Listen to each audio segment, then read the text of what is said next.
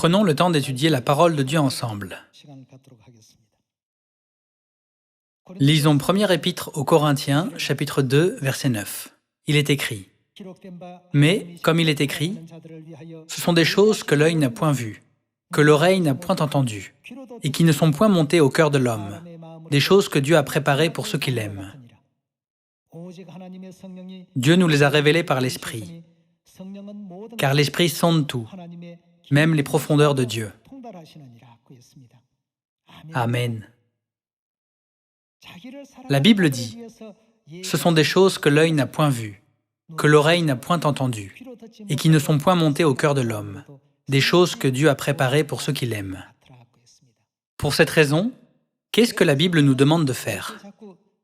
Nous devons suivre avec obéissance et joie partout où nous sommes conduits.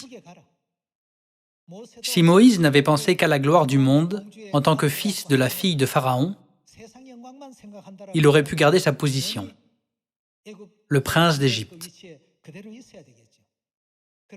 Cependant, il est écrit dans la Bible qu'il a préféré être maltraité avec le peuple de Dieu que d'avoir pour un temps la jouissance du péché.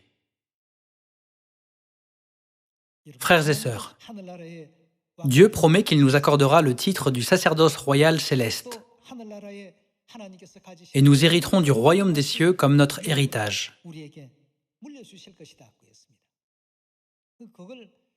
Nous ne devons pas considérer ces promesses comme quelque chose d'insignifiant, comme de simples phrases ou une histoire que nous lisons dans la Bible.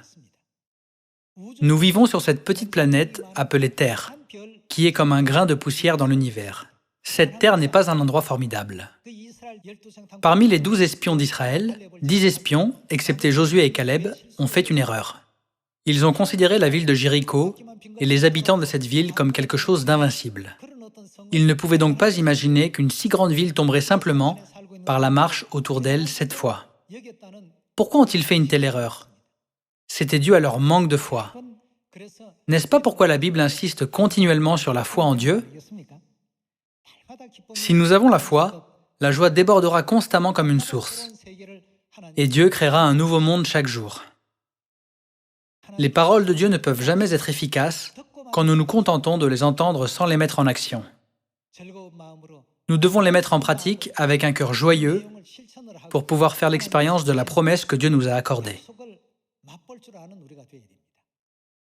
En espérant que nous pouvons tous prêcher vigoureusement cet évangile de la Nouvelle Alliance à nos voisins et à tous les gens dans le monde, j'aimerais conclure le sermon. Merci beaucoup.